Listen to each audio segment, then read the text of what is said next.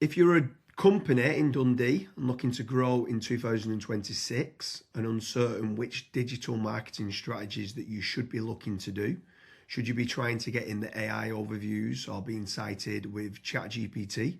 Should you be trying to team up with a local SEO agency that's based in Dundee or a pay-per-click PPC agency based in Dundee? Or what strategies should you be trying to do to improve your digital marketing?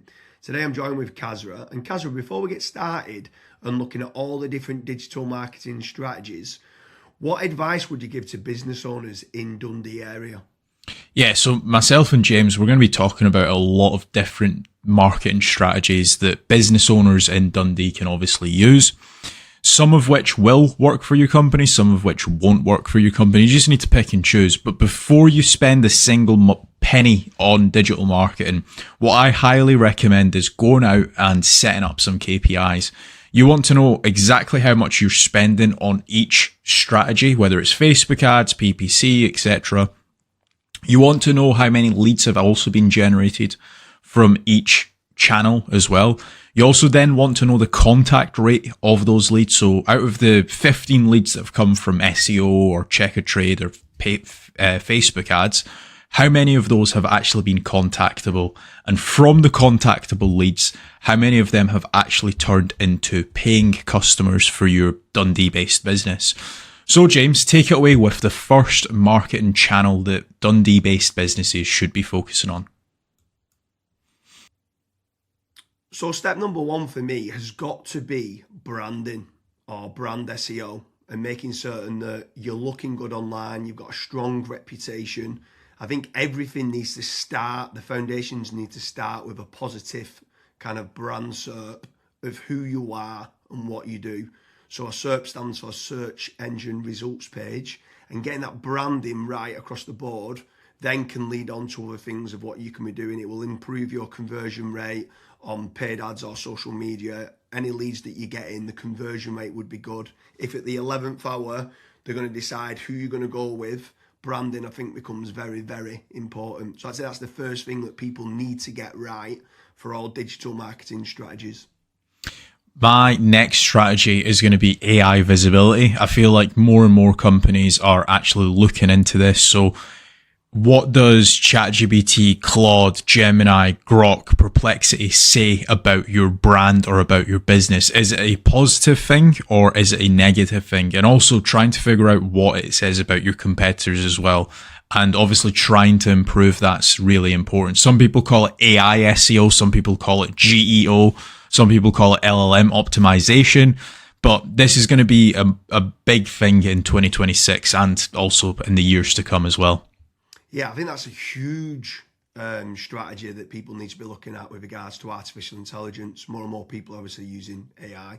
The next one for me is filling in the form at FatRank or Promo SEO, which do a commission-based lead generation service for UK companies looking to grow. I think it's important to be looking at your own digital marketing efforts to generate your own leads, but also if you can use some freelancers and outsource some as well, you've got that diversification of leads. So head on over to fatrank.com, fill in the form and see whether they can help you with a no-risk supply of inquiries. Promise you'll also do a very similar performance-based lead generation service as well that you might want to fill in the form with there, and just double check whether you can go and get a third-party lead generation company to top up and start generating you some leads for your business to grow in 2026. Yeah, and then next on the list is Google Business Profiles, so Google Map listings. This is like local SEO where you basically just try and get more reviews. You build out your Google Business Profile in your local area. Now, there's pros and cons to this. I think the biggest pro is that once it is actually ranking, you're going to be consistently generating leads. However, to get from nowhere, like let's say you do not have a Google Maps listing at all, to get it ranking to position number one, the issue you've got with that is there might be, let's say, a 60 or 100 review deficit And to obviously get those reviews, you need leads. So it's one of those things. It's like the chicken and the egg.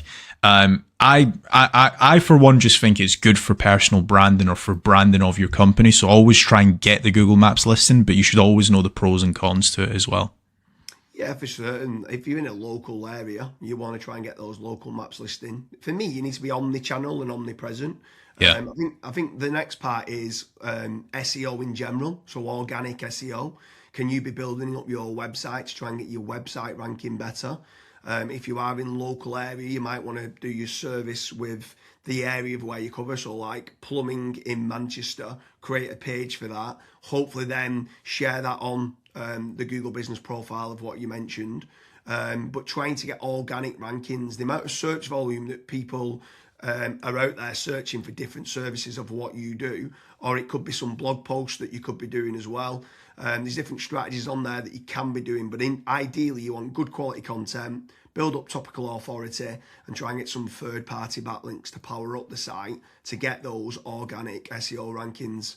I think that's another big part that you need to be doing as part of your digital marketing strategies in 2026.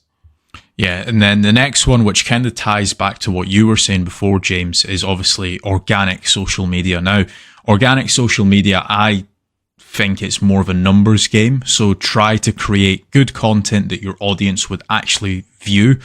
Like I see this time and time again where I look at brands and they've just published maybe 4 or 5 posts on their Instagram profile and they've not been active for 3 years, right? That's not going to drive you sales. But if you can do how-tos, if you can do guides, maybe you can do before and afters, right? If you can do content like that, that way people will see you on socials and they will actually click to actually figure out more about you, fill in the contact form. The caveat to organic social media, yes, it's free to do. It's not like PPC, for example, but it is very much a numbers game. So you want to be consistently uploading, maybe not every day, but at least 3 or 4 times a week. Yeah, for sure. On the subject of social media, paid social ads as well is massive.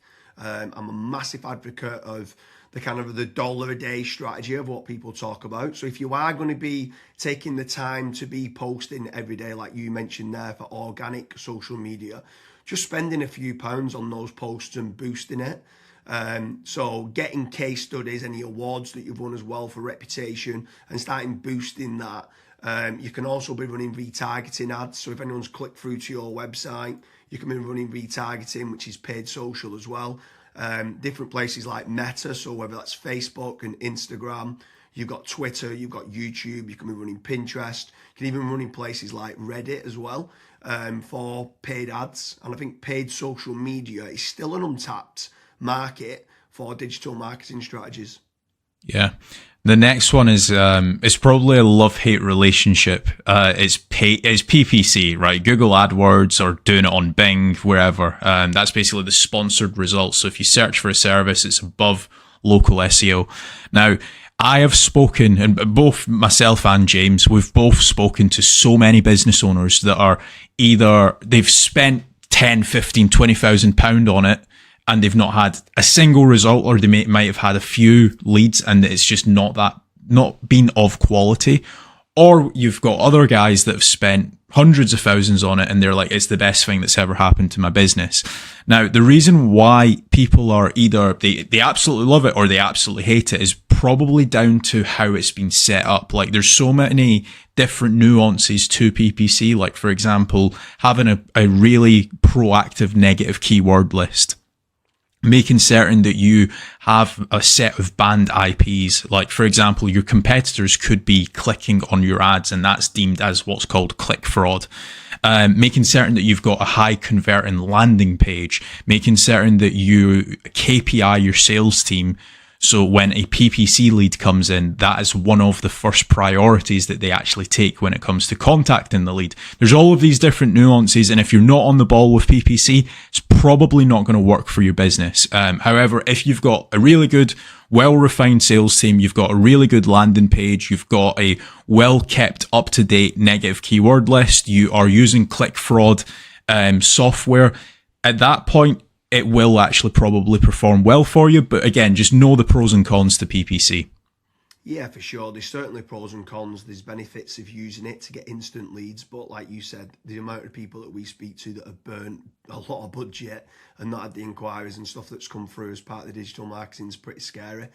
While we're on the subject of paid, obviously we spoke about paid social ads, and now you've spoke there about PPC with Google or Bing. I'm going to throw in the mix paid ads on AI platforms. It's not fully rolled out as we're doing this video, but I know that ChatGPT are looking to try and roll out ChatGPT ads. Claude, Perplexity, other kind of LLMs might start rolling it out in 2026. I think if you're one of the early adopters and innovators to get on there, I think you could be getting cheap leads or cheap contact form submissions. So it's something to look out for of doing paid AI listings and ads. I think that could be something to look out for in 2026. Next on the list, and this is a little bit out of control. You do obviously have like forums that you can get your brand mentioned in, like for example, Reddit and Quora.